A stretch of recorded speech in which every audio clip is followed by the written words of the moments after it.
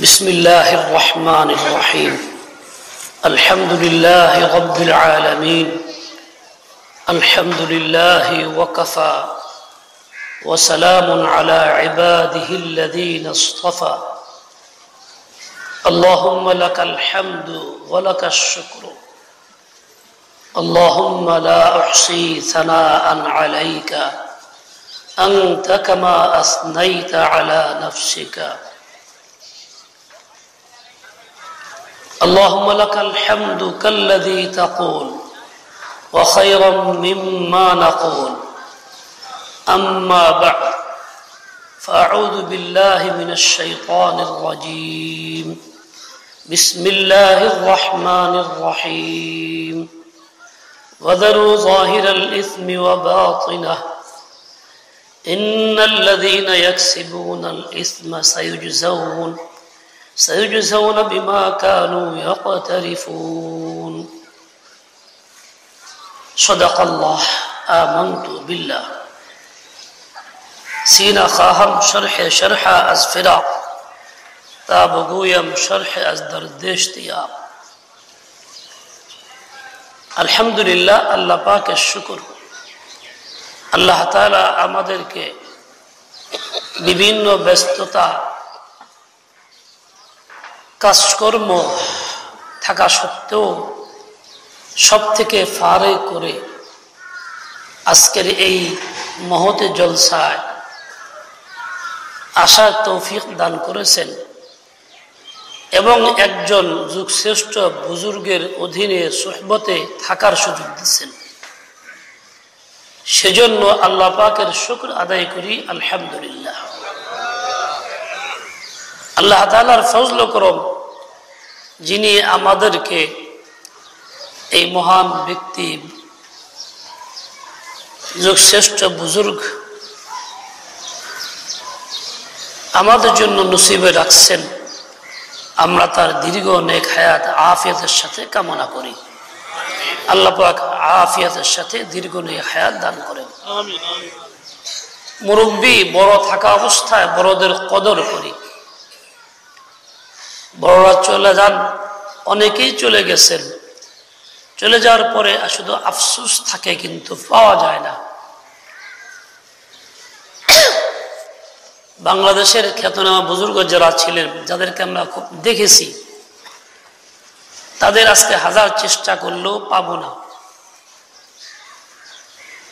যতদিন থাকছেন তারা পৃথিবীতে আমরা হয়তো কদর করি নাই বুঝি নাই এখন বুঝে আসছে কিন্তু এখন আর পাই না আমাদের অবস্থাটা এরকম দাঁত রাহিত চানা না মিলা চানা মিলা তো দাঁত নেই দাঁত যখন ঠিক ছিল শক্তিশালী খাওয়ার মতো তখন বুট পাইনি চাবায়া খাওয়ার জন্য আর যখন বুট পাইলাম তখন দাঁতই নাই অবস্থাটা এরকম যখন বুঝে আসছে তো বড়রা নাই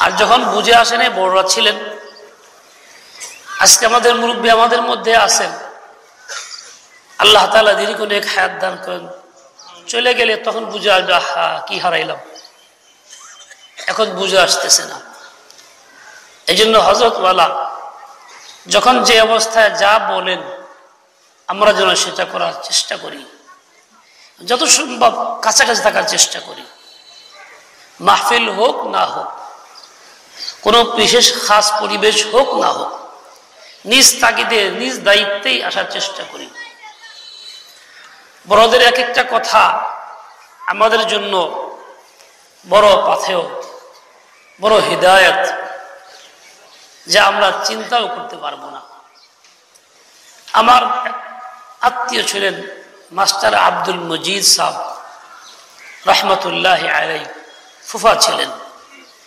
উনি প্রচলিত শিক্ষায় শিক্ষিত প্রচলিত মানে যেটা স্কুল কলেজের শিক্ষা যেটাকে আমরা বলি জেনারেল আসলে ওইটা জেনারেল না জেনারেল মানে সাধারণ সকলের জন্য ওই শিক্ষাটা সবার জন্য ফরজ ওয়াজিব না আর ওই শিক্ষা না হইলেও দুনিয়ার কোনো কাজে বাধা আসে না কোনো কাজ আটকে থাকে না, সবকিছুই চলে। একজন মানুষ জীবনে দস্তখতও শিখে নাই, সেই লোকটার জীবন পার হয়ে যায় 60, 70, 80 বছর, সব কাজ চলে যায়, আজকে থাকে না। দ্বীনে ইলম হইল সবার জন্য ফরজ, পুরুষ নারী সকলের জন্য ফরজ। এটা হলো প্রকৃত জেনারেল, সবার জন্য। আমরা এটাকেও বদলায় ফেলছি, জায়গা থেকে সরায় ফেলছি, জেনারেল দিয়ে দিছি। কার জন্য? যে ইলম সবার জন্য জরুরি না তার জন্য, আর যেটা জরুরি তার জন্য জেনারেল শব্দ লাগাই নাই। এটা আমাদের একটা ভুল। যাই হোক, উনি ওই লাইনে লেখাপড়া করছেন, শিক্ষকতা করতেন, মাস্টার ছিলেন। হযরত মাওলানা শামসুল হক ফরিদপুর রহমতুল্লাহ হাতে বায়াত ছিলেন, মুহাব্বত করতেন। বলেন যে আমি একদিন হুজুরের সাথে সাক্ষাৎ করতে গেছি, যাব ভাইরার বাড়িতে। ভাইরা হলেন হযরত মাওলানা আব্দুল মুজিদ সাহেব ঢাকাবী হুজুর রহমতুল্লাহ আলাইহি, লালবাগের বড় মুহাদ্দিস ছিলেন, হযরত ওয়ালা করাচির খলিফাও ছিলেন, আমাদের উস্তাদ। উনি ছোট ভাইরা, বলে ছোট ভাইরার বাড়িতে যাব, ওনার ছোট, ওনার নামও আব্দুল মুজিদ। যাওয়ার সময় লালবাগ মাদ্রাসায় হযরত মাওলানা শামসুল হক ফরিদপুর রহমতুল্লাহর কাছে গেলাম, সাক্ষাৎ করার জন্য গেছি। আমি হুজুর হাতে বায়াত তো গাওয়ার পরে দেখলাম মুসাহার পরে হুজুর খুব পরেশান। জিজ্ঞেস করলাম, হুজুর কি ব্যাপার, পরেশান কেন? তো হুজুর বলতেছিলেন যে আমি একজনে মাছ আনতে পাঠাইছিলাম 8 আনা পয়সা দিয়ে, তখনকার সময়ের কথা, গোড়া মাছ কেনার জন্য পাঠাইছি। 8 আনার মাছ তো আনছে, আমার যে 8 আনার মাছ লাগবে না, আমার যা আছে পরিমাণ অর্ধেক কিলো হয়ে যাবে, বাকিটা আমি কি করব? এটা তো অতিরিক্ত ব্যয় হইল, ইসরাফ হইল, প্রয়োজন না। প্রয়োজন আমার 4 আনার পরিমাণের, কিন্তু আছে 8 আনার ডবল মাছ। এখন আমি এই যে ইসরাফ করে ফেললাম, অপ্রয়োজনীয় কাজটা করলাম, এজন্য পরেশানির মধ্যে আছে, কি করবো এখন আমি? ভাই চিন্তা করি, আমরাও সংসার করি, আমরাও খরচ করি, প্রয়োজনে সদাইবাদি করি। আমরা কি এরকম চিন্তা করি যে মাছ যা আছে আজকে তো অল্প একটু লাগবে, ওইটুক কিনি? বরং পাইলাম একটা ভাব মতো 2, 4, 5, 10 কেজি লয়ে নিলাম, বড় একটা আমি বড়টাই নিয়ে নিলাম, এখানে আস্তে আস্তে খামো, ফ্রি আছে। কিন্তু ওনাদের চিন্তাটা কেমন ছিল? যতটুকু প্রয়োজন ততটুকু, এর উপরে ওনারা বছর করছেন, বাড়তি চিন্তা করেন নাই। এইভাবে হিসাব করে চলছেন যে উনি এখন পরেশান, এটা কি করবেন? এখন আব্দুল মুজিদ সাহেব রহমতুল্লাহ বলতেছেন যে আমার চিন্তা হইলো হুজুরের পরেশানি থেকে মুক্ত করি কেমনে। তো বললাম, তাহলে হুজুর এক কাজ করি, হুজুর অর্ধেক মাছ আমি নিয়ে যাই, পয়সা হুজুর আপনারা দিয়ে দেই। কথা তো ভালোই হয়। তা আমি 4 আনা পয়সা দিয়ে অর্ধেক মাছ নিয়ে গেলাম। এখন নিয়ে যাইতেছি, যখন দেখা হলো বাইরের বাড়িতে যাব, ভাইরা যখন আসতেছে, আমিও যেতে মাঝখানে গুদারায় দেখা। জিজ্ঞাসা করলো, এইটা কি? বললাম যে এরকম মাছ, গোড়া মাছ, এই হুজুর এরকম পরেশান ছিলেন, তা আমি নিয়ে আসলাম। ভালোই হয়েছে, জান আসতে বাসায় বাজার নাই, এটা দিয়ে কাম চলবো না। পরের টুক চিন্তা করি না, আগের টুকের কথা বলি যে হযরত মাওলানা শামসুল হক ফরিদপুর এইভাবে হিসাব করে চলছেন যে আমাদের চিন্তারও বাইরে, কল্পনারও বাইরে। আমরা আজকাল খরচ করি বেধড়ক, বেপরোয়া, আয় অনুযায়ী ব্যয় হয় না, বরং আয়ের চেয়ে অনেক বেশি ব্যয় হয়। পরে পরেশানি, এই সমস্যা ওই সমস্যা, জরুরত পুরা হইতেছে না, কি করা যায়? এই তখন নানান ধান্দা চলে, তখন হারামের চিন্তা হয়, হারামের ফিকির হয়, আয় বৃদ্ধির চিন্তা হয়। তরিকা হলো না আয় বৃদ্ধির চিন্তা কম করো, বরং ব্যয় কমানোর চিন্তা করো। হযরত মাওলানা নানতুবি রহমাতুল্লাহ আলাইহির কাছে এক বেচারা গেছে, শিকায়ত করছে যে হুজুর এই অবস্থা, যে আয় হয় তো চলে না, তাড়াতাড়ি খুব বেশি হয়। তো হুজুর বললেন, মিয়া এক কাম করো, তুমি ব্যয় কমাও, খরচ কমাও, ব্যয় করার চিন্তা করো। লুঙ্গি দেখো, একটা বর্তমান সময় একটা লুঙ্গির দাম 2-2.5 হাজার টাকাও তো আছে, আবার 500 টাকাও আছে কি 500 টাকার লুঙ্গি পরলে সতর ঢাকা হয় কিনা? কথা বলেন, হয় কিনা? 2500 টাকা পরলে সতর ঢাকা হয়, বরং একটু কম ঢাকা হয়, কারণ বেশি পাতলা হয়। তা আমি তো প্রয়োজনে 500 টাকা দিয়ে প্রয়োজন পুরো করতে পারতেছি, 2500 টাকা দরকার তো আমার নাই। আমি শৌখিনতার সাথে 2500 টাকা কেন কিনবো? যখন কিনতে যাবো ব্যয়টা বেড়ে গেল, ওটা প্রয়োজন না। এটা সবকিছুর মধ্যে। এই মাসখানি আগে একজন আলেম আসছে, ইমাম সাহেব, বলে হুজুর খুব বিপদে আছে। বলে কি? মসজিদের চাকরি করি, তার ভাষা এটা, বেতন কত? 10,000 টাকা। হুজুর কোলায় না, ঋণ বেড়ে যেতেছে, আর কি কোন ব্যবসা বাণিজ্য করবো না, বিদেশ যাবো। আমি বললাম ব্যবসা বাণিজ্য বিদেশ যাবে কি লেগে? তুমি যে 10,000 টাকা পাও, ঋণ বাড়তেছে কেন? নিশ্চয়ই তুমি খরচটা পুরের মতো করতেছো না, আয়ের চেয়ে বেশি করতেছো, খরচটা কমায় দাও। বললাম ভাত খাও যে কয় তরকারি দিয়ে খাও বাসায়? কমপক্ষে 3টা। আচ্ছা ভাই, 3টা তরকারি দিয়ে ভাত খাওয়া কি জরুরি, ফরজ, ওয়াজিব? এক তরকারি দিয়ে ভাত খাইলে পেট ভরবে না? ভরবে তো। তাই আমি এক তরকারি দিয়ে ভাত খাইতে পারতেছি, আমি 3 তরকারি করতে যাই কেন? যে শৌখিনতা। তাহলে এটা করতে যাওয়ার কারণে আমার খরচটা বেশি করতে হইতেছে। আমি যদি একটা দিয়ে খাইতাম, তাহলে বাকি 2টা টাকাটা আমার থাকতো, চাপ পড়তো না, তাহলে আমার তো ঋণ হইতো না, আমি ঋণ থেকে বাঁচতে পারতাম। কিন্তু আমি তো এই চিন্তাটা করি না, চিন্তা করি সবাই খায়, পরিবেশ হয়ে গেছে গা, না হলে কেমন দেখা যায়, অথবা মুখের স্বাদ বৃদ্ধি। এই জন্য আমি ওই 3টার চিন্তা করতেছি, চিন্তা করি না যে আমার আসলে আয়টা কতটুকু, এই চিন্তা আমি করতেছি না। আমি আয় থেকে আমাকে চলতে হবে, এই ফিকির না থাকার কারণে ব্যয় বেশি করে ফেলতেছি। এখন ঋণ, এখন মসজিদ বাদ দিয়ে দাও, এখন চাকরি করো, এখন বিদেশ যাও, নানান চিন্তা। দ্বিতীয় কথা হল ভাই, তুমি যে বিদেশ যাওয়ার চিন্তা করো, চাকরি করবা, এই একটা ব্যবসা বাণিজ্য দোকান টোকান করবা, এই চিন্তা কেন হইতেছে? আয় কম তোমার।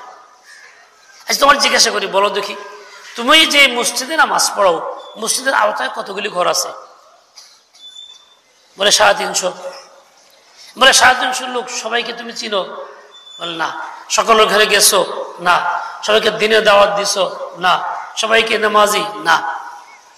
তুমি তো ইমাম হয়ে এইভাবেই রয়ে গেছো উপস্থিত, মসজিদে যে আসে নামাজ পড়ে, আর যে আসে না তো আসেই না। তোমার এই 350 ঘর থেকে চান্দা আসে, তোমার বেতনটা কম বেশি যে যাই হোক সামাজিকভাবে দিয়ে থাকে, কিন্তু ওই লোকের বাড়িতে যাও নাই, কথা বলো নাই, দিনের দাওয়াত দেও নাই, হয়তো সে গুমরাহে দিয়ে চলে যাচ্ছে, হয়তো কেউ কাদিয়ানি দিয়ে গেছে গা, কেউ হিজবুত তাওহীদের দাওয়াত গ্রহণ করতেছে, আর তুমি চুপচাপ বসে রয়েছো। তুমি ফিকির করো আয়ের ফিকির না কইরা। রসুলের জিন্দগি ছিল দাওয়াতের জিন্দগি, রসুল দাঈ ছিলেন, আল্লাহ তাআলা দাঈ সিফাত উল্লেখ করছেন। তুমি দাঈ হও, 300 ঘরে যাও, সবার সঙ্গে ওঠা বসা করো, সকলের কাছে যাও, কথা বলো, এই সবাইকে দিন দেওয়ার চেষ্টা করো, এইটাই তোমার মিশন চলুক। তাহলে তোমার আর নিজের পকেটে চিন্তা করা লাগবে না, তুমি দিন দিবা, দুনিয়া এমনিতেই তোমার পকেটে আসবে। তোমার চিন্তা কি? সত্যিকারের মুখলিসিন যারা, তারা যখন দিনের মেহনত করে, তো আল্লাহ পাক তাদের দুনিয়াতে ঠকান না, তাদের জরুরত আল্লাহ পুরো করে দেন। কারণ তুমি এই তরিকা অবলম্বন করো, তুমি এই ব্যবসার চিন্তা করার দরকার নেই। বড় ব্যবসা তো এইটা, যে দায়িত্ব আল্লাহ তোমাকে দিয়েছেন, তুমি এটা করে দেখো। বলা উদ্দেশ্য হলেই এই যে একটা বেফিক্রি চলছে, বেফিক্রি এমন চলছে যে আমি আমার দায়িত্ব পালন করতেছি না, আমি আমার জিন্দগি চালাইতেছি তো বেহিসাব চালাইতেছি, যার কারণে আমি বিভিন্নভাবে আক্রান্ত হয়ে যেতেছি, পরেশান হইতেছি। ও ভাইরা আমার, আমি আপনাকে বলছি না, বরং আমি আমাকেই বলতেছি। এভাবে যদি আমি চিন্তা করে চলতে বড়দের মতো, তাহলে কিন্তু ঠিকই আমি পরেশানি থেকে মুক্ত হব, আমার রিস্কে হালাল মিলবে, আমার খুব বেশি কামাই করার দরকার পড়বে না, যা আসবে তাতে জরুরত পুরো হয়ে যাবে। আজকে আমি রিস্কে হালাল থেকে সরে পড়ি কেন? যে আমার এই নিজেদের জিন্দিগি, চলার জিন্দিগিটা সহি না, বড়দের মতো চলি না, বড়দের মশওয়ারা নেই না, তাদের থেকে পরামর্শ নেই না, যেরকম মনে চায় সেরকম চলি, যার জন্য এই বাধা আসে, যার জন্য সমস্যার সৃষ্টি হয়।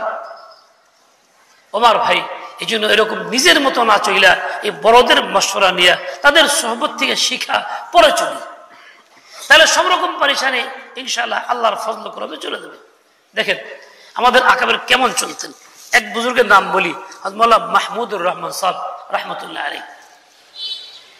উনি জামিয়া ইসলামিয়া মোমেনশাহী উস্তাদ ছিলেন, তাই কিতাবও লিখছেন রাসূল পাকের সিরাতের উপরে, যার নাম হলো মাহবুবে খুদা। এই বইটা ওই ইসলামী ফাউন্ডেশন থেকে ছাপছে, অত্যন্ত গুরুত্বপূর্ণ বই রাসূলের জিন্দেগির উপরে। এই বইটা পড়লে রাসূলের মুহাব্বত খুব বাড়ে। আল্লাহ পাক যাদের সুযোগ দিচ্ছেন তারা বইটা কিনা পড়ি যেন। উনি এত বড় নেককার আল্লাহওয়ালা মানুষ ছিলেন, কল্পনা করা যায় না। ওনার একটা আজীব অবস্থা ছিল, কেউ গেলে ওনাকে দেখা করতে গেলে প্রথম একদম চোখ বন্ধ, সালাম মুসলমানের চোখ বন্ধ। ভাই বলতে কেউ জিজ্ঞেস করে, হযরত চোখ বন্ধ কেন, দেখতেছেন না কেন? বলে ভাই চোখ এই জন্য বন্ধ করছি যে তুমি তো আগের থেকে চিনি, নতুন কাছে থাকার দরকার তো আর নাই। চোখটা খামাখাম ব্যয় করবো কেন, চোখের জ্যোতি নষ্ট করবো কেন? আর তোমার না চেনা থাকে আর দরকার দেখেও কি চেনাবো, কি চিনবো, থাক। আজীব কথা, দেখা তো আর নিষেধ ছিল না, মজা আসতো না, কিন্তু হিসাবটা করছেন কি, আমি অযথা চা থাকবো তো আমার এই চোখটা অযথাই ব্যবহার হবে, কি দরকার আছে? তুমি যে কইতেছ শুনতেছি, প্রয়োজন পুরো হইতেছে, দেখার দরকার নাকি? মানে এই চোখ দিয়ে দেখার মধ্যে হিসাব করছেন যে আমার জরুরত আছে কিনা। এইভাবে চলছেন তারা। বলে যে আমরা তো পারব না, আমাদের পারার দরকারও নাই, আমাদের পারিটা দরকারও নাই, কিন্তু পুরা জিন্দিগির কাজ যেগুলি আমার আপনার দ্বারা হইতেছে, যদি আমি সকল জিন্দিগির সব কাজের মধ্যে চিন্তাটা গালেব করে ফেলি, তাহলে দেখা যাবে আল্লাহর ফজল করমে আমি সীমা লঙ্ঘন করতেছি না, হারাম কাজে যাইতেছি না, গুনাহে ঢুকতেছি না, বরং বহু গুনাহ থেকে বাঁচতে পারতেছি। আমার জিন্দিগির লক্ষ্য থাকবে জরুরতের উপরে। জরুরত সামনে আছে তো করব, জরুরত নাই তো করবো। জরুরত কি জিনিস? জরুরত হলে এমন জিনিস যা ছাড়া মানুষ বাঁচতে পারে না। মা লা ইয়াবকাল ইনসানু বিদুনিহি।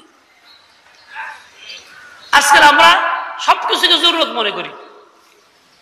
দেখেন আল্লাহ তাআলা আমাকে দুনিয়াতে পাঠাইছেন, চিরস্থায়ী রাখবেন না নিয়ে যাবেন? যে নিয়ে যাবেন, চলে যাব আমরা, বিশ্বাস আছে না সবার? কার কার আছে? আচ্ছা মাশাআল্লাহ, আলহামদুলিল্লাহ। আচ্ছা এরপরেও যে আমি যাওয়ার ফিকির করতেছি না, যাওয়ার চিন্তা হইতেছে না, যাওয়ার ফিকির চিন্তা থাকলে কি হইতো? যাওয়ার তৈরি হইতো। কিন্তু কোনো তৈরি তো আমার থাকতেছে না, আমি স্বাভাবিক চলতেছি। তার মানে কি? আমি দুনিয়ার মধ্যে এমন জড়াইছি, দুনিয়ার সবকিছুকে জরুরত মনে করতেছি, এই জন্য দুনিয়াতে জড়াইছি। যেটা আমার জরুরি এই মুহূর্তে না সেটাও আমি করতেছি, যেটা জরুরি সেটাও করতেছি, যার জন্য আমার দিল দুনিয়ামুখী হয়ে গেছে। এখন আমি এগুলি করতে করতে আর কুলাইতে পারতেছি না, শেষ পর্যন্ত এইভাবেই চলে যাচ্ছে দুনিয়ার থেকে। এই কারণে খালি হাতে যাইতে হইতেছে। আচ্ছা নেককার বুদ্ধিমান কে? যে দুনিয়ার এই সব কিছু জরুরত মনে করে না, বরং শরীর পরিভাষার জরুরত যা সেটাকে জরুরত মনে করে, আর তখনই সে সত্যের অর্থে আখিরাতের তৈরি করতে পারে, যাওয়ার তৈরি করতে পারে। আর না হলে যাওয়ার তৈরি করতে পারে না। এই যে আজকে আমরা এখানে আসছি, হাজারো কাজ আমাদের আছে, ব্যস্ততা আমাদের আছে, সব রাইখা তো চলে আসছি। তার মানে আমাদের দিনের ভিতরে আল্লাহ তাআলা এটা জরুরত, এটাকে জরুরত বানাই দিচ্ছেন। তাকাজা পয়দা হয়েছে, আল্লাহ করাই দিচ্ছেন, ইচ্ছা করছি তো আল্লাহ করাই দিচ্ছেন। আমি এটাকে জরুরত মনে করে আসছি, তো আমাকে আল্লাহ পাক সুযোগ করে দিচ্ছেন। এটাকে জরুরি মনে না করলে, জরুরত মনে না করলে সময় হতো না, আসতে পারতাম না। আচ্ছা যাই যাই করে করেই সময় পার হয়ে যেত। আমার ভাই, একজন মানুষের জন্য যতটুকু ইনকাম হয়, ওই ইনকাম একজন যা করে তা সব খায় কি শেষ করতে পারে? তা কিন্তু পারে না, তার থেকে যায়, কতই শেখাবে। কাজে আল্লাহ পাক তো মানুষকে তার যা দরকার তার চেয়ে কম দেন, বরং বেশি দিয়ে থাকেন। কাজে আমরা হাইরতাস কেন করতেছি, পরেশান কেন হইতেছি? হাইরতাস পরেশানির কারণে আমার ভিন্ন মত খোঁজা লাগতেছে। আল্লাহ পাকের বান্দা যারা, আকাবের যারা, তারা হাইরতাস করে না, পরেশানি জহির করে না, তো করে তো এক জায়গায় করে। সমস্ত মাখলুক থেকে মুস্তাগনি হয়, জরুরত যতটুকু অতটুকু করার চেষ্টা করেন, এরপরে বাকি আল্লাহমুখী, খালাস। সুন্নত তরিকা যা আছে ওইটুকুই, এর চেয়ে বেশি না। আজীব আকাবের জিন্দগি। বিশেষ গভর্নমেন্টের তো অনেক বেশি জুলুম ছিল, বিগত সরকার যেরকম জুলুম করছে তার চেয়ে কম না, অনেক জুলুম ছিল ওলামা একরামের উপরে। তা আমাদের হাজী সাহেব রহমতুল্লাহ আলাইহির উপরে ওয়ারেন্ট ছিল, উনি আত্মগোপন করেন 3 দিন। 3 দিন বেরিয়ে গেছেন গা। তোমার হুজুর কি করলেন? দূর মিয়া, সুন্নত রসুল আকদাস গাড়া হেরা 3 দিন ছিলেন, আমি 3 দিন থাকলাম, হয়ে গেল, শেষ, খালাস। হাজী ইমদাদুল মুহাজির মক্কি রহমতুল্লাহ আলাইহি উনি যাবেন সফরে, মক্কা মদিনায় হিজরত করে যাচ্ছেন। মুহাজির মক্কি এই জন্যই বলে হিজরত করে চলে গেছেন ব্রিটিশ এর থেকে, ভারত থেকে যাওয়ার সময়। উনি বড় মেয়ের সঙ্গে দেখা করবেন, তাই বড় মেয়ের বাড়িতে গেছেন। ওনার বাড়ির থেকে 1200 কিলো দূর। ওই এলাকায় মুসলিম জমিদার ছিল, সে হুজুর খুব ভক্ত ছিল। শুনছে যে হুজুর আসছেন, তো দাওয়াত দিয়ে নিয়ে গেছে বাসায়, যে হুজুর তাহলে যে কদিন এলাকায় থাকে তো আমার এখানে মেহমান হইলে আমি একটু খুশি হই, মেহমানদের সুযোগ পাবো। ঠিক আছে। 2 দিন পরেই এটা খবর হয়ে গেছে ব্রিটিশ সরকারের সিআইডির মাধ্যমে, প্রশাসন থেকে লোক আসছে ধরার জন্য, গ্রেফতার করার জন্য। এখন উনি সতর্কতার সাথে রাখছেন হুজুরকে কোথায়, একদম একটা ঘোড়া রাখার জায়গা ছিল, আস্তবলখানা, তারপরে একটা রুম ছিল, তার 3য় ভিতরের রুমের মধ্যে রেখে দিয়েছেন। এটা হলো হুজুরের হেফাজতের জন্য এই সিস্টেম করছে, হুজুর হয়ে থাকার জন্য রাজি হয়েছেন। কিন্তু 2য় দিনেই খবর হয়ে গেছে, লোক এসে গেছে, দরজা আওয়াজ দিচ্ছে, জমিদার সাহেব বেড়ে গেছে।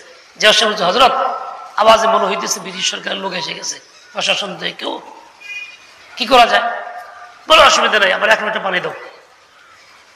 1 লিটার পানি দিছে, মানে বেড়ে গেছে, দরজা ভিড়ে বেড়ে চলে গেছে।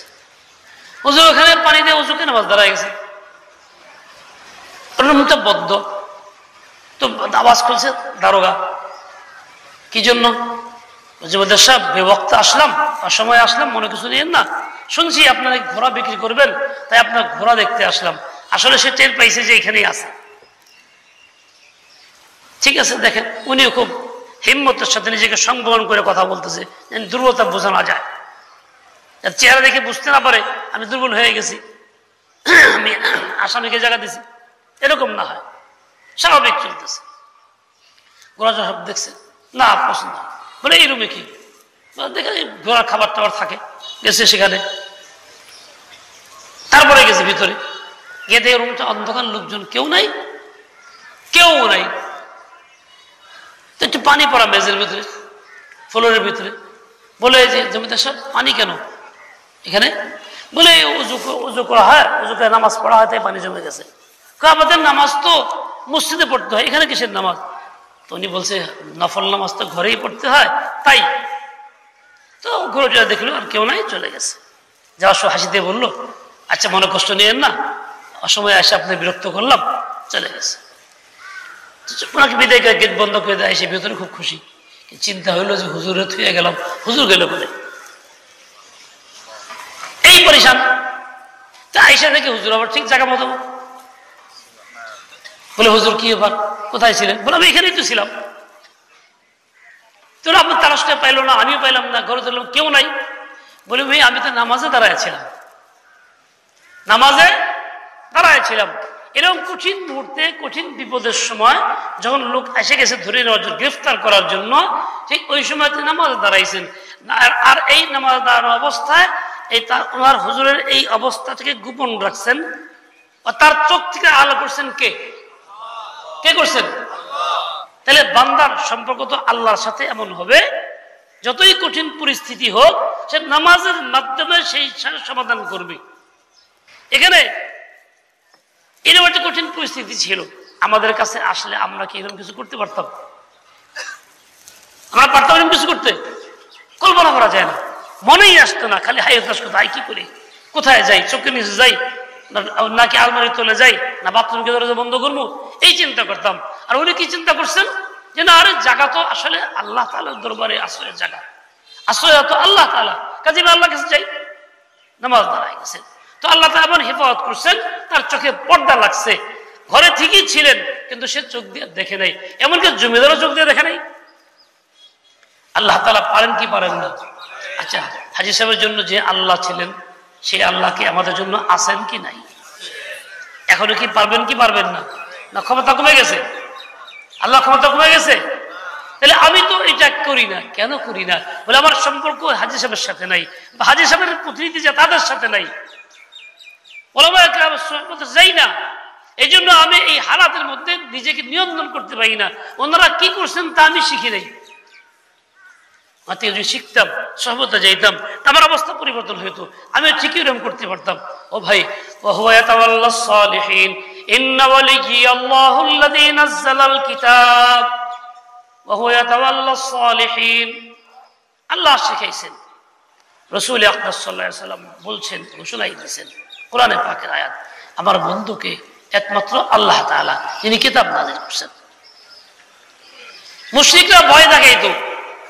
আজকাল দেখেন সমাজে এই উল্টাপাল্টা ভয় আছে। মাজারের কাছে গেলে সালাম না দিলে গাড়ির চাক্কা খুলে দেবো গা, পয়সা না দিলে গাড়ি খাদে চলে যাবো, উমুক করবো তুমুক করবো, নানান রকম কল্প কাহিনী ড্রাইভারদের মধ্যে চলে। এই জন্য ওরা কিছু এরকম করে যায়, পয়সা দিয়ে যায়, মানে শিরকি আকীদা এবং খুব ভয় ওই বাতিলের পক্ষ থেকে। ওইরকম ভাই মুশরিকরাও মূর্তির বিরুদ্ধে কিছু কইবা, মূর্তি আমরা খেয়ে ফেলাইব, ধ্বংস করবো, এই করবো সেই করবো।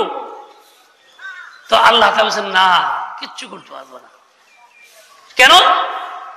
ওয়া ইয়াতাওয়াল্লাস সালিহিন, যেহেতু আমার মালিক আছে, তিনি কে? আল্লাহ তাআলা, তিনি নেককারদের অভিভাবক। কাজেই তার ভয় নাই। নবী আপনি তো নেককারের মধ্যে নেককার, সবচেয়ে বড় নেককার সর্দার, তো আপনার অসুবিধা কি? তার মানে দুনিয়াতে আমরাও যদি নেককার হয়ে যাই গা, এই শর্ত পূর্ণ করি, তাহলে আল্লাহ তাআলা যিনি আগে ছিলেন তিনি এখনো আছেন। আয়াতের মধ্যে ওয়া ইয়াতাওয়াল্লাস সালিহিন ঘোষণা দিয়েছেন, এই ঘোষণাটা এখনো বহাল আছে, আয়াত তো মানসুখ না, আয়াত তো রহিত না। কাজে নেককারের অভিভাবক আল্লাহ তাআলা, নেককার আগে নিজেকে বানায় ফেলি, নেককারের সোহবতে যাই, বানায় ফেলি, তো দেখা যাবে আমার সমস্যার সমাধানগুলি করবেন কে? আল্লাহ তাআলা।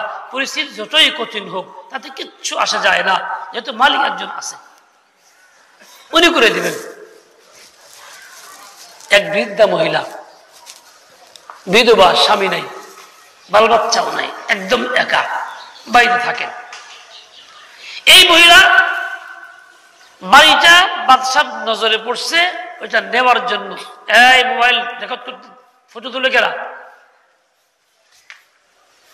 হ্যাঁ অন্যায় কাজ করো কেন, কাজে দাও ফটো, জায়েজ নাই, হারাম।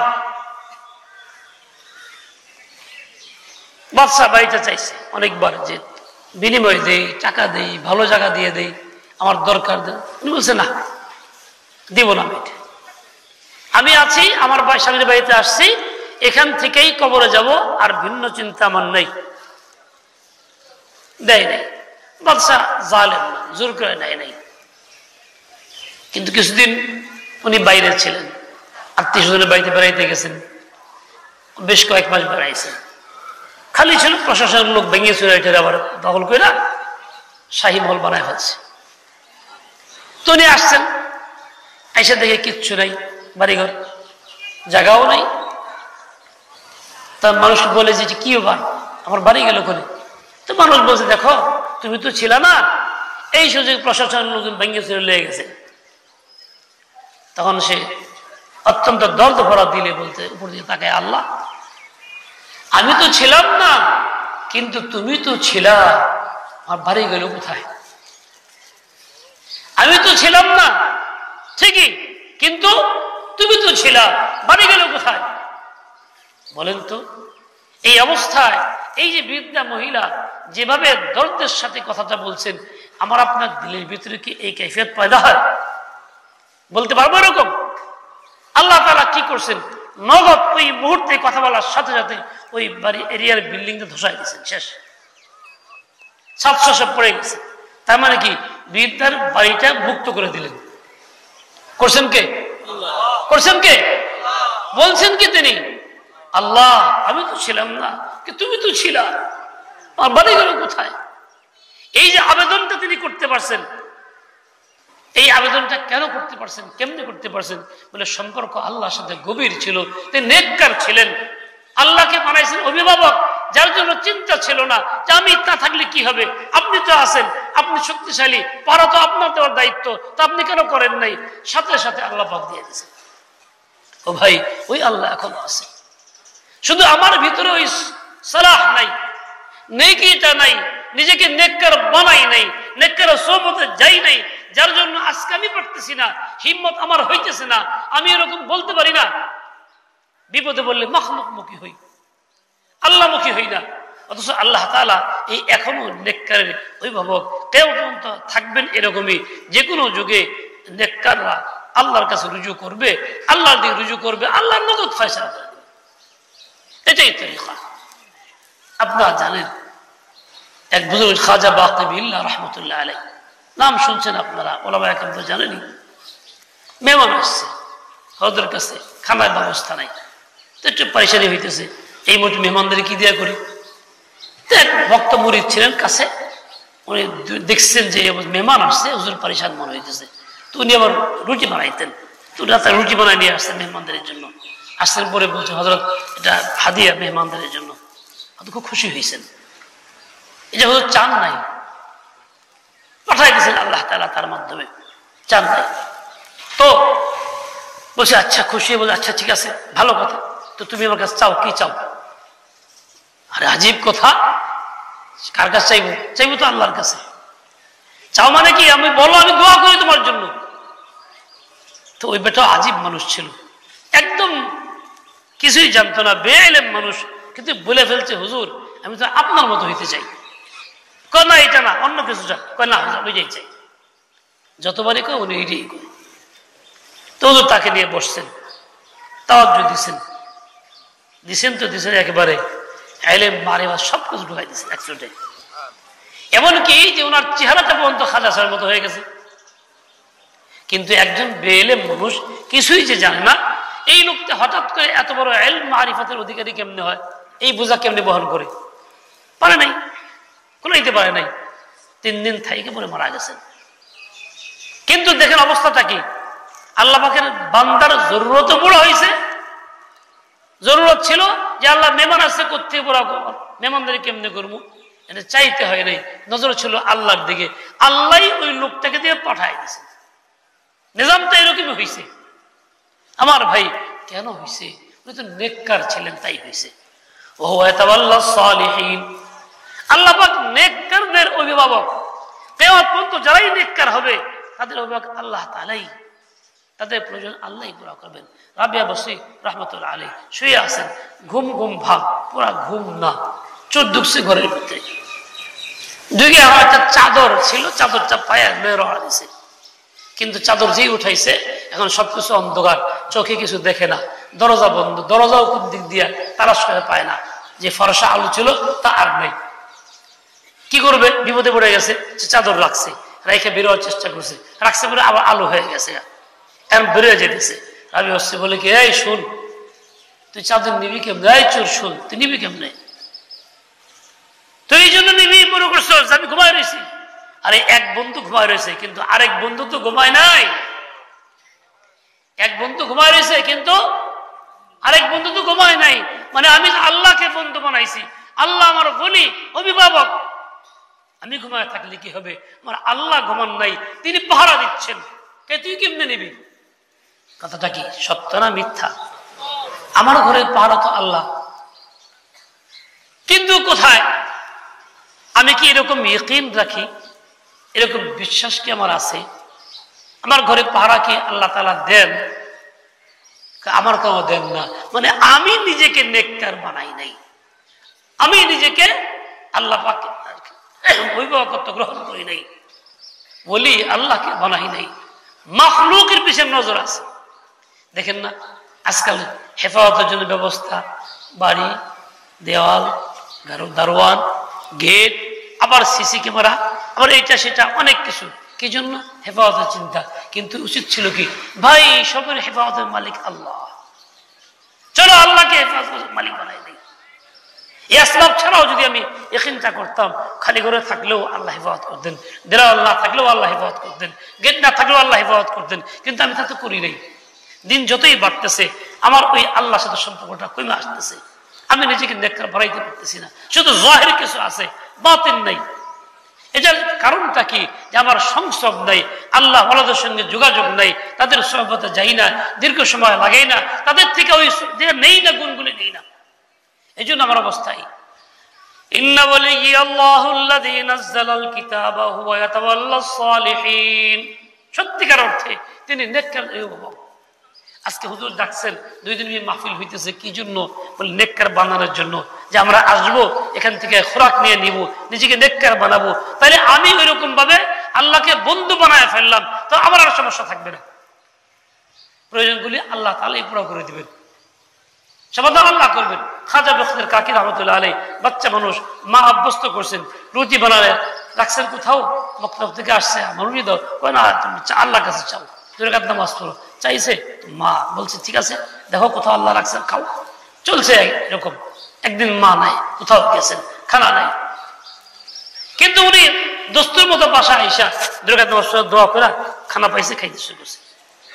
মা খুব পরেশান, আসতেছে, চোখে পানি, অন্তরে ব্যথা, যে আল্লাহ প্রতিদিন তো আমি ব্যবস্থা করে রাখি, বাচ্চাকে তোমার থেকে চায় নেওয়া শিখাইতেছিলাম, আজকে যদি আমি নাই, খানা না পায়, তাহলে ও তো তোমার থেকে বিমুখ হয়ে যাবে, আস্থা হারায় ফেলবে, আল্লাহ তুমি ব্যবস্থা করে দাও।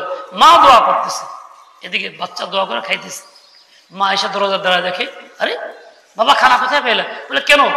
চাইছি আল্লাহ কাছে, আল্লাহ দিছে, আলহামদুলিল্লাহ আলহামদুলিল্লাহ, এটাই তো আমি চাইছিলাম, আল্লাহ শুকর আদায় করতেছে। এই মা বাচ্চাকে তৈরি করছে এইভাবে। আমার ঘরেও বাচ্চা আছে, আমি বাপ হিসাবে কতটুকু তৈরি করতেছি, আমার বিবি তার মা হিসেবে কতটুকু তৈরি করতেছে। আমি কি আমার বাচ্চাকে আল্লাহমুখী বানাইতেছি? মেহনতটা কি এরকম চলতেছে? আমার নজরিয়া কি এরকম যাই বাচ্চাকে আল্লাহ ওয়ালা বানাবো, আল্লাহমুখী বানাবো? ও ভাই, বাচ্চা আমার কাছে চায়, এসে বলে আমার চকলেট দেন, টাকা দেন, অমুক দেন, তমুক দেন, আমি তো দিয়ে দেই, মহাব্বত করি, ভালোবাসি। অনেক সব বাচ্চা পকেটে হাত দেয়, এখান থেকে নিয়ে যায়, আমি কিছু বলি না, বাচ্চাকে মহাব্বত করি। আমি একটু তোর জিনিসকে বদলাই ফেলতে পারতাম, বাচ্চা জিনিসটা পছন্দ করে ওইটা আমি রাখতাম আলমারিতে, এক জায়গায় না রেখে দিতাম। চাইলে বলতাম বাবা আল্লাহ কাছে চাও, যে আল্লাহ আমাকে দেন, আল্লাহ কাছে চাওয়া শিখাইতাম। বলতাম দেখো খোলো, দেখো আছে নাকি, আল্লাহ রাখছে নিশ্চয়ই কোথাও। ও বাচ্চা দেখতে হাত চকলেটটা রাখা আছে, ওই জিনিসটা রাখা আছে, পায়ে খুশি তো ও আল্লাহ আমার দিছে। তাহলে এই অবস্থা কি হইতো? বাচ্চাটা দিন দিন সে আল্লাহ কাছে চাওয়া শিখতো, ওই ছোট্টবেলা থেকে আল্লাহ ওয়ালা হইতো, আল্লাহমুখী হইতো। আজকে বাচ্চারা বাপ্পার কাছে না পাইলে পরেশান হয়, বাপ মারে গালিগালাজ করে, খারাপ ব্যবহার করে, এই করে সেই করে। কেন? আমি বাপ মা মুখী বানায় ফেলছি, তাকে আল্লাহমুখী তো বানাই নাই, আমি নিজেও আল্লাহমুখী না, বাচ্চাকেও আল্লাহমুখী বানাই নাই, সেজন্য পরেশানি আমার হইতেছে, আমাকে বিরক্ত করতেছে, গলায় পাড়া দিবার চায়, মারবার চায়। কেন? আমি কি পারি না ইচ্ছা করলে এটা করতে? বহু আল্লাহওয়ালা আছেন এরকম, যারা জিন্দিগি এরকম করেন, বাচ্চাকে চাইলে বলে আল্লাহ কাছে চাও, আল্লাহকে বলো, তো বলে আল্লাহ আমাকে দেন, আল্লাহকে দেন। ছোট্ট বাচ্চা, আমার 2 বছরের বাচ্চা, মোহাম্মদ নাম। তো একদিন খুব গরম, গরমের মধ্যে বারান্দায় বসে রয়েছি, মাদ্রাসার বারান্দায়, খোলা জায়গা, বিদ্যুৎ নাই, ছিল না, গরম খুব বেশি, অন্ধকার। বাচ্চাটার পাশেই পিছনে শুয়ে রয়েছে। এখন বাচ্চা আমার 2 পদে লাথে মারে পিঠের মধ্যে, আব্বা মিষ্টি দেন, ও খুব মিষ্টি পছন্দ করে, 2 বছরের বাচ্চা এরকম করে। তা আমি ঘোরায় কই না, কও আল্লাহ মিষ্টি দেন। তো কয়েকবার কয় আল্লাহ মিষ্টি দেন, আল্লাহ মিষ্টি দেন। কতবার আবার ঘুরে লাথে মেরে কয় আব্বা মিষ্টি দেন। তো এরকম করে আমিও তারা ঘুরাই দিই, 15-20 মিনিট বা কিছু বেশি হবে, এভাবে ও কইতেছে, আমার 2 পদে লাথি মারতে দিকে আখেরে মিষ্টি দেন। আমি ঘুরাই দিই না, কও আল্লাহ মিষ্টি দেন। সত্য সত্যি আল্লাহর কি নিজাম, আল্লাহর কি ফয়সালা। এক বেচার মিষ্টির প্যাকেট নিয়ে আইছে। এখন আমি তো মহা খুশি, যে এই জন্য যে মিষ্টি চাইতেছি, দিয়ে পারতেছি না, আর দেওয়ার কোনো স্রোত নাই, আশেপাশে দোকান নাই যে কিনে দিব, দোকান 5 মাইল দূরে, রাত্রিবেলা যাওয়া সম্ভব না, ব্যবস্থা ছিল না। তা এখন বুঝে আসতেছে যে আসলে এটা আল্লাহ পাক নিজ ফজল করে পাঠাইছেন। ছোট মাসুম বাচ্চা মাসুম হয়ে চাইছে আল্লাহ মিষ্টি দেন, আল্লাহ পাক তার কথাটাকে বেজা করেন নাই। আল্লাহ তার কথাটা কবুল করছেন না। বাচ্চা মাসুম বাচ্চা চাইতেছে, ওকে বঞ্চিত করা যাবে না। আমি যদি না দেই তো আমার কাছে চাবে না, বিমুখ হয়ে যাবে। কাজে আল্লাহ পাকের ফজল করম হয়েছে, আল্লাহ ফেরেশতা দিয়ে মনে করে পাঠাই দিয়েছে। ও পাতে পায় মহা খুশি। যেই বাচ্চা চিন্তা করে যে আল্লাহ মিষ্টিদের কইছে আর আল্লাহ মিষ্টি দিয়ে দিয়েছেন, ওই বাচ্চা কি ভবিষ্যতে আল্লাহর কথা বলবে না? বলবে কি বলবে না? তাহলে বাবা মার কাজ তো ছিল এইটা। বাপ মা যদি এরকম ফিকিরমন্দ হয়, তাহলে সে বাচ্চাকে ছোট সময় থেকে আল্লাহ ওয়ালা বানাইতে পারে, মেয়েটাকে আল্লাহ ওয়ালি বানাইতে পারে, অভ্যস্ত করে ফেলতে পারে। এরকম সে সবকিছু আল্লাহ থেকে চাওয়া শিখাবে।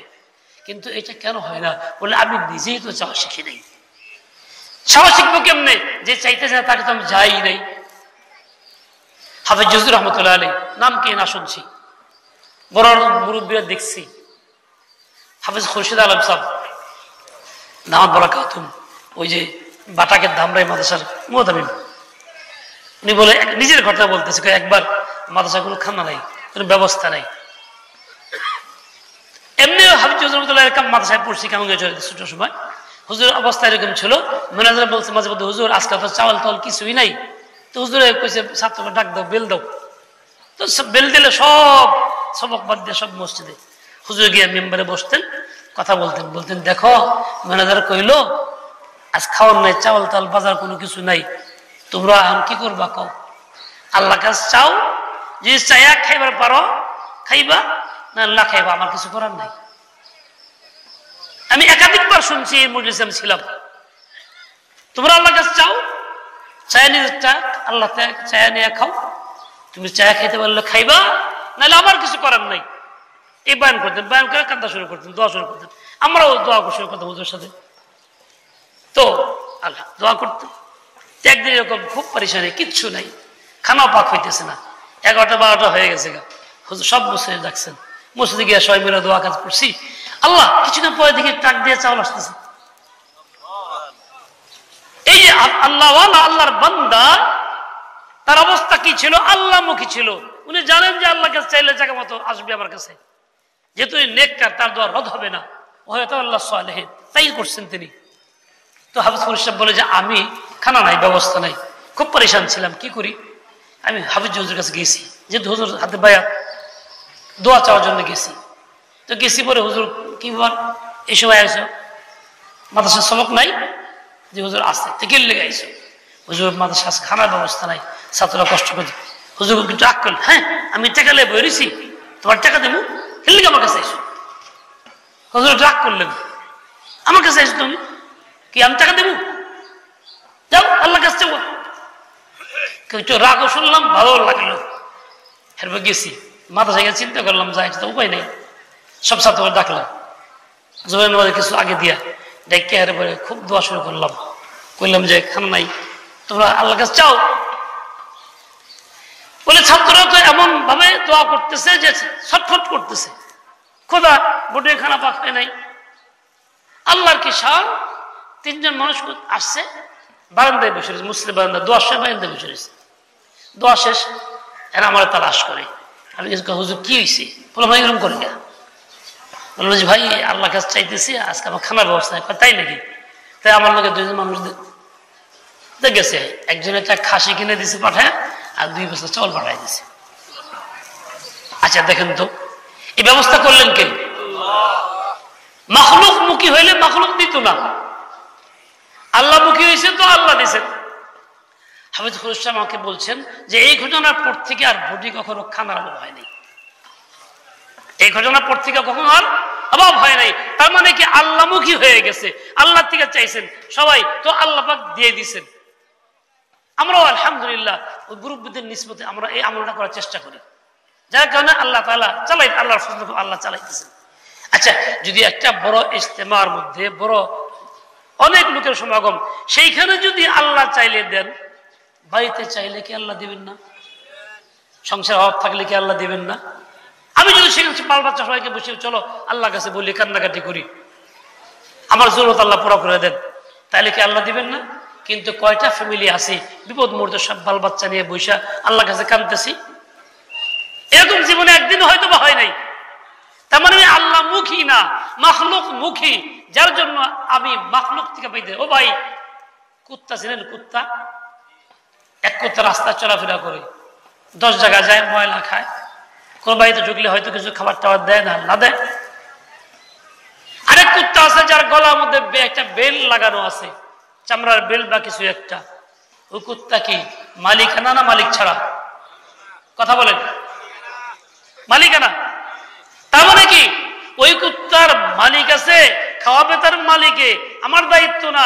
কাজে আমার বাড়িতে গেলে তারা আমি কিছু দিন না, বরং আমার পালার কুত্তা থাকলে ওটা আমার রেখে ওটা খেতে দেন, যা।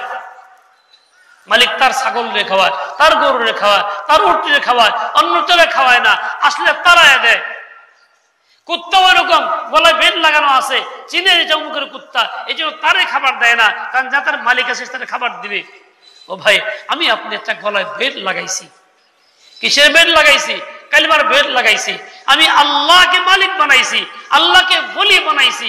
এখন যদি মাখলুক মুখী দাঁড়ে দাঁড়ে ঘুরি খাওয়ানোর লেগা, অভাব দূর করার লেগা, সব জায়গাতে ধাক্কা খাবো যে না তুই যা, তো তুই জায়গা না, এখানে তুই এসেছিস লেগা, তোর মালিক আছে তুই যা। এই জন্য মাখলুক মুখী হইলে জরুরত পুরা হইতেছে না। আমার কাজ হলো মালিকের দরবারে যাওয়া, সেখানে গিয়ে ধন্যবাদ দিয়ে বলা যে আল্লাহ আমি তোমার, আমরা দাও, তখন আল্লাহ তাআলা দিবেন। ইন্না ওয়ালিয়াল্লাহু আল্লাযী নাযালাল কিতাবা ওয়া হুয়া ইয়াতাওয়াল্লাস সালিহিন। আমাদের মুরব্বিরা এই আমলটা করেন, ওনারা আমাদেরকে এই শিক্ষাটা দেন। আফসোস যে আমরা এটা নেই না। প্রথম কাজই হলো, সমস্যা আসলো, প্রথম কাজ মাখলুক মুখী না, প্রথম কাজ আল্লাহ মুখী। প্রথম 2 রাকাত নামাজ পড়ো, সাজদায় পড়ো, কান্নাকাটি করো, তারপরে তুমি তো চেষ্টা করো। তোমার চেষ্টা কিছু হইতে পারে, নাও পারে, আসল চেষ্টা এখানে করে তুই যাও।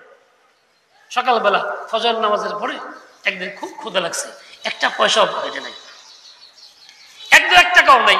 শিক্ষকতা করি, এখন দোকানে গেলে তো টাকা লাগবে, নাস্তা খেতে গেলে ক্ষুধা লাগছে খুব বেশি, কারোর কাছে লজ্জায় বললেও তো যায় না, আবার ঋণও করবো না, পাক্কা নিয়ে। তো কিছু আমল কইরা সকাল সন্ধ্যা জিজ্ঞাসা কইরা কইতেছি আল্লাহ, দোয়া করতেছি কতক্ষণ যে আল্লাহ এই কারোর কাছে চাওয়া যাবে না, লজ্জার ব্যাপার, ঋণ করবো না, পাক্কা নিয়ত করছি, তুমি খাওয়ার ব্যবস্থা করো। কান্নাকাটি করে বেরিয়েছি। তা আমি বেরিয়েছি, স্বাভাবিক চলতেছে, টাকা পয়সা আমার নাই, অত পারিশানিও নাই, টাকা থাকলে তো কোনো যেতাম, এগুলো স্বাভাবিক চলতেছে। রুমে গেছি, রুমে যাই গেছি, পুজো করে আস্তে আস্তে আইতেছি, কারণ ফিকির নাই তো, তারা নাই কোনো কাজের। এখন এক লোক সিঁড়িতে খাড়ায় ডাকতেছে, অনেকক্ষণ তো দাঁড়া রয়েছে, হুজুর তাড়াতাড়ি আসেন, হুজুর তাড়াতাড়ি আসেন, আপনার লেগে আমি খাইতে পারতেছি না। লোকটা আমি চিনি না, ঘটনা কি এরকম করে, কেন পাগলের মতো কথাবার্তা কয়। কেন কি হয়েছে ভাই? কারি ফজর নষ্ট বাড়িতে গেছি, বাসায় গেছি পরে, তা আমার বিবেশে পিঠা বানাইছে, পিঠা বানায় খাবার দিছে।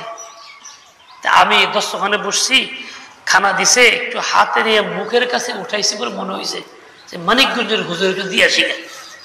আমার মানিকগঞ্জ হুজুর কইতো এলাকায়, হুজুর বিশ্বাস করবেন না, আমি মুখে দেই নাই, ওটা ফেরত রাখছি, বলছি বাটির মধ্যে দাও, আগে হুজুরে দিয়ে আসি, তারপরে খাবো। আপনি দেরি করতেছেন দেখি আমার খাওয়া হইতেছে না, আমি গিয়ে খাইতে বসুন, খাওয়া থুয়ে আইছি, তাড়াতাড়ি আসুন।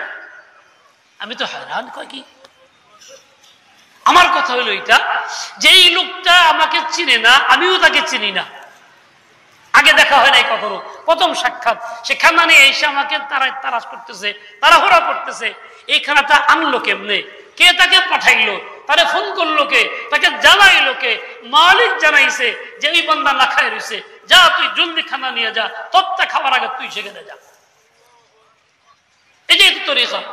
আমি যে মাখলুকের কাছে চাইতাম করজ, কেউ দিত, ভাই টাকা নাই, না করে দিত, দোকানে খাইতাম, বাকি লজ্জা পাইতাম, কিন্তু সম্মানের সাথে পাইলাম, ইজ্জতের সাথে পাইলাম।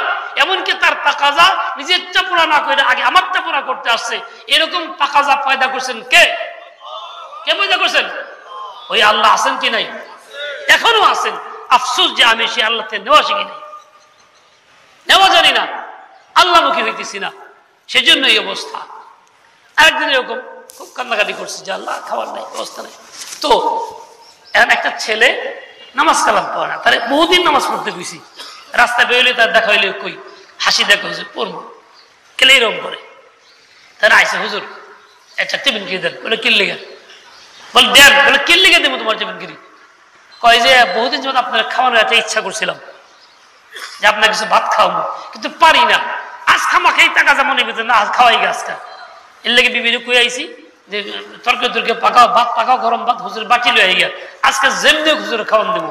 আসলে যে আজকে আমার খাওয়ানো নাই, ওই যে ফজর নামাজ পড়ে যে আল্লাহর কাছে কইলাম, ওইটাই যে আল্লাহ তারা টাকা পয়দা করছে যে তুই যে আজকে খাওয়ান দে।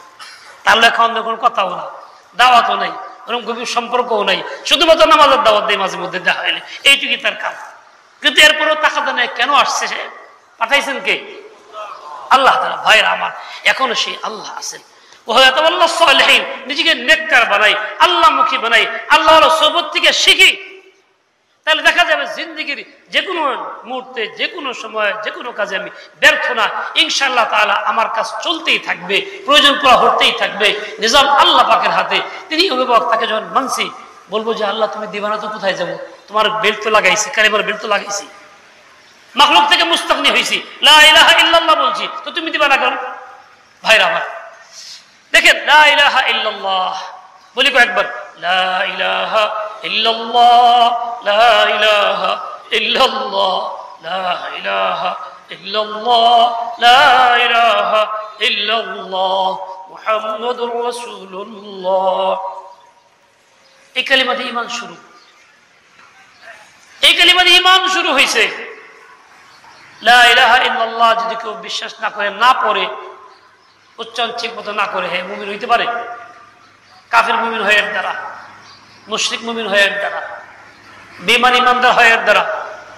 এই কালিমা যে একদম জীবনের শুরুতে, হ্যাঁ, যে কোনো কাফির মুশরিক পড়তেছে ইয়াকিন বিশ্বাস নিয়ে, তো সে একদম মাসুম হয়ে যেতেছে। লা ইলাহা ইল্লাল্লাহ, লা দিয়ে শুরু হয়েছে, লা লা লা লা। নেককার কাকে বলে? যার জীবনে লা প্রবল থাকে, যে কালিমাতে ঈমান আনছে ওই কালিমাতেই প্রবল থাকে, লা গালিব থাকে। আমি একদিন মিশরে ছিলাম, বাসের সফরে, বাসে উঠছি, তো সিট পাইনে দাঁড়াইছি। আমার সামনের সিটে দুই নারী পুরুষ, মানে ফ্যামিলি বসা, স্বামী স্ত্রী, দুই বাচ্চা, দুইজনের কোলে। বড় বাচ্চাটা বাবার কোলে, ছোট বাচ্চাটা মায়ের কোলে। ছোট বাচ্চার বয়স 6-7 মাস, এরকম আনুমানিক ধরতে শিখছে কিছু কিছু। বড়টা 2 মাস হবে আনুমানিক, কিছু কথাবার্তা বলে চলে। বড়টা হাতে একটা কাগজের ফুল, লাল ফুল, এটা রেখে খেলতেছে। ছোট বাচ্চা মায়ের কোল থেকে দেখে হাত দিয়ে ধরতে চায়, একবার ধরেই ফেলছে। ধরে যখন ফেলছে, বড় টান দেখে লা, মানে বুঝাইলো তোর দিন না, আমি লা মানে না, আরবিতে কোথায় দিন না, টান দিয়ে সরাই ফেলছে লা। দেখেন আল্লাহ তাআলা শিখাচ্ছে লা ইলাহা ইল্লাল্লাহ। তোমার জিন্দেগিতে লা শুরু, না শুরু, তুমি না করো। কুফর যেমন না করছো, শিরক না করছো, গীবত না করো, মিথ্যা না করো, আজে বাজে কথা না করো,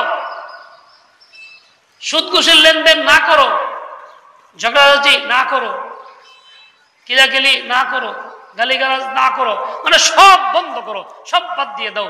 জীবনের সর্বক্ষেত্রে লাকে গালেব করো, তাহলে তোমার ঈমান ঈমান ঈমানের সাথে তোমার মিলবে। তখন তুমি নেককার, তখন তোমার এই অবস্থা হবে, হাত উঠাইবা ফেরত আসবে না, যা চাইবা তাই পাইবা।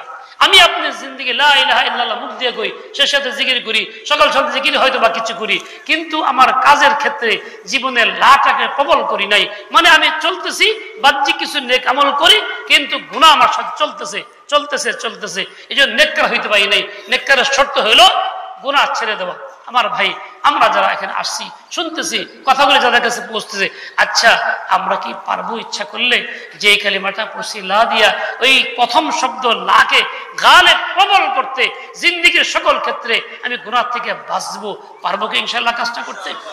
এটাই নবীর তরিকা, এটা নবীর সুন্নত। নবীর সুন্নত তো খাবারটার মধ্যে মিষ্টি খাওয়া, এটা বুঝি, মেসক করা বুঝি, পাগড়ি বাঁধা বুঝি, এগুলি খুব করার চেষ্টা করি, কিন্তু সবচেয়ে বড় সুন্নত ছিল লাকে প্রবল করা। নবী আকাশ জিন্দেগিতে কখনো গুনাহ করেন নাই, ছোটও না বড়ও না, কল্পনাও করা যায় নাই। এটা হলো সবচেয়ে বড় সুন্নত। আমি এই হালকা হালকা টুকটাক কাজগুলি যেগুলি ভালো মজা লাগে, সম্মান পাওয়া যায় সমাজে, সেগুলি তো আমি চেষ্টা করি সুন্নত মনে করে করি, কিন্তু আসল সুন্নত তো আমি করি না। ও ভাই, সুন্নত তো করবো, তো আসলটা যেন করি। হাদিসে পাকে আসছে যে সুন্নতটা মুর্দা হয়ে গেছে, যার চর্চা নাই, যেটা আমল নাই, এমন সুন্নতকে জিন্দা কেউ করলে তার আমল নামায় শহীদের সওয়াব, একেবারে শত শহীদের সওয়াব। এই গুনাহ ছাড়ার এই সুন্নতটা কি জিন্দা আছে না মুর্দা হয়ে গেছে? কথা কন না কেন? মুর্দা হয়ে গেছে। নামাজিও গুনাহ করে, হজকারীও গুনাহ করে, উমরাকারীও গুনাহ করে, উমরা করতে গিয়ে এই খানায় খানায় গুনাহ করতেছে, হোটেলে তো করতেই আছে। আমরাও গুনাহ করতে, আলেমেও করে, গায়রে আলেমও করে গুনাহ এমন করতেছি, এখন গুনাহ ছাড়ার সুন্নত নাই। এই একটা ফিতনার যুগ, যখন গুনাহ ছাড়ার প্রতি আহমিয়ত নেই, গুরুত্ব নাই। এই যুগে যদি আমি গুনাহ ছেড়ে দেই, ইনশাআল্লাহ পাক্কা আজম করে ফেলি গুনাহ আমি করব না, তাহলে ইনশাআল্লাহ তাআলা আমার দ্বারা চালু হবে, আরেক ভাইয়ের মধ্যে আসর হবে, সেও শুরু করবে। জিন্দা হয়ে গেলে আমার আমলনামায় শত শহীদের সওয়াব হবে। ও ভাই, নিশ্চয় সুন্নত আদায় করি, মিসকে সুন্নত আদায় করি, পাগড়িটা তো করি, কিন্তু এর চেয়ে বড় সুন্নত গুনাহ ছাড়া সুন্নতটা আদায় করব, এরকম নিয়ত করতে পারি না? কে করতে পারি? হিম্মত কার কার আছে? ইনশাআল্লাহ বলেন, এখন থেকে পাক্কা ইরাদা করতেছি, ইচ্ছাকেই তো কোনো গুনাহ করব না। আল্লাহ তৌফিক দান করেন। ওয়াসাল্লাল্লাহু তাআলা আলা নবিয়িল উম্মি ওয়া আলা আলিহি ওয়া আসহাবিহি ওয়া বারাকা ওয়া সাল্লাম। সুবহানাকাল্লাহুম্মা ওয়া বিহামদিকা